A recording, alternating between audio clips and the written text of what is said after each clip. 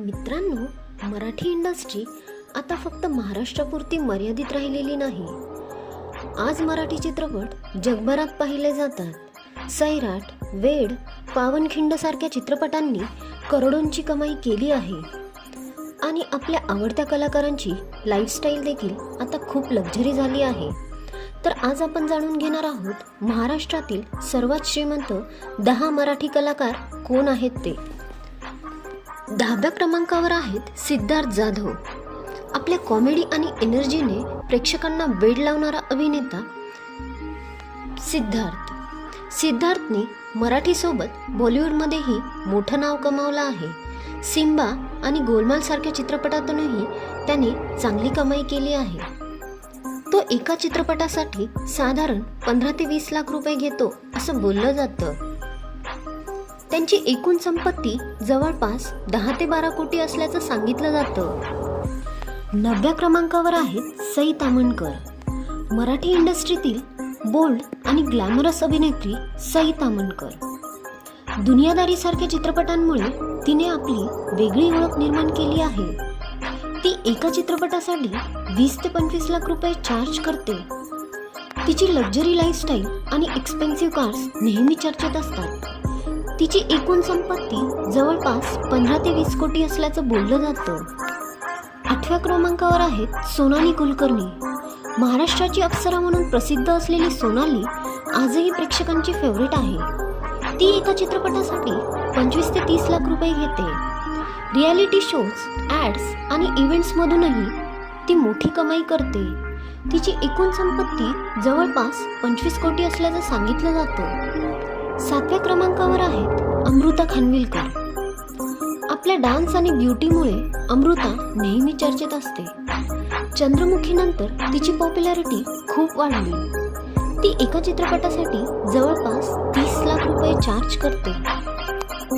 Social media promotions आणि जाहिरातींमधूनही ती मोठी कमाई करते. तिची नेटवर्थ जवळपास 28 ते 30 कोटी असल्याचं बोललं जातं. 6व्या क्रमांकावर आहेत अंकुश चौधरी. मराठी इंडस्ट्रीचा सुपरस्टार अंकुश चौधरी. दुनियादारी, दगडी चाळ आणि बाईपण भारी देवा यांसारख्या चित्रपटांमुळे त्यांची क्रेज जबरदस्त आहे. तो एका चित्रपटासाठी 40 ते 45 लाख रुपये घेतो असं सांगितलं जातं. त्याची एकूण संपत्ती 30 ते 34 कोटी असल्याचं बोललं जातं. 5व्या क्रमांकावर आहेत सुबोध भावे. बायोपिक किंग म्हणून ओळखले जाणारे सुबोध भावे ॲक्टर सोबतच डायरेक्टर आणि प्रोड्युसर देखील आहेत. कट्यार काळजात घुसली आणि हर हर महादेव सारख्या चित्रपटांनी त्यांनी मोठं यश मिळवलं. ते एका चित्रपटासाठी 40 ते 50 लाख रुपये चार्ज करतात. त्यांचे प्रोडक्शन हाऊस आणि इन्व्हेस्टमेंटमुळे त्यांची संपत्ती 40 कोटींच्या पुढे असल्याचं सांगितलं जातं. 4थ्या क्रमांकावर आहेत अशोक सराफ. मराठी चित्रपटसृष्टीतील महानायक म्हणजे अशोक सराफ. गेल्या अनेक दशकांपासून ते प्रेक्षकांचं मनोरंजन करत आहेत. आजही त्यांच्या अभिनयाची जादू कायम आहे. त्यांना जुन्या चित्रपटांच्या रॉयल्टीमधूनही मोठं उत्पन्न मिळतं.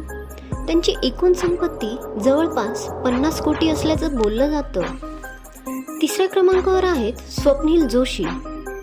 चॉकलेट बॉय म्हणून प्रसिद्ध असलेला स्वप्नील जोशी मराठी टीव्ही, मूव्हीज आणि वेबसिरीजमध्ये खूप सक्सेसफुल आहे.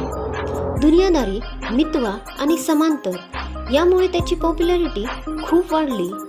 तो एका चित्रपटासाठी 45 ते 50 लाख रुपये चार्ज करतो. त्याची एकूण संपत्ती जवळपास 55 ते 60 कोटी असल्याचं बोललं जातं. तर या यादीत 2ऱ्या क्रमांकावर आहेत महेश मांजरेकर.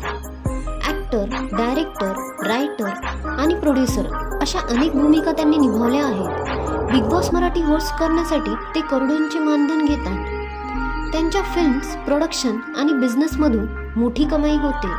त्यांची एकूण संपत्ती 100 कोटींपेक्षा जास्त असल्याचं बोललं जातं. आणि आता या यादीत 1ल्या क्रमांकावर आहेत रितेश देशमुख.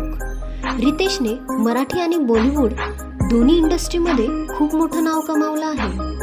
लय भारी आणि वेड यांसारख्या चित्रपटांनी मराठी सिनेमाचा लेवल बदलून टाकला. तो ॲक्टर ॲक्टरसोबतच प्रोड्युसर आणि बिझनेसमॅन देखील आहे. त्याची मुंबई फिल्म कंपनी खूप प्रसिद्ध आहे. रितेश एका चित्रपटासाठी करोडोंमध्ये मानधन घेतो असं सांगितलं जातं आणि त्याची एकूण संपत्ती जवळपास 120 कोटींपेक्षा जास्त असल्याचं बोललं जातं. तर मित्रांनो, यापैकी तुमचा फेवरेट मराठी कलाकार कोण आहे आणि या यादीत आणखी कोणाचं नाव असायला हवं होतं हे कमेंटमध्ये नक्की सांगा.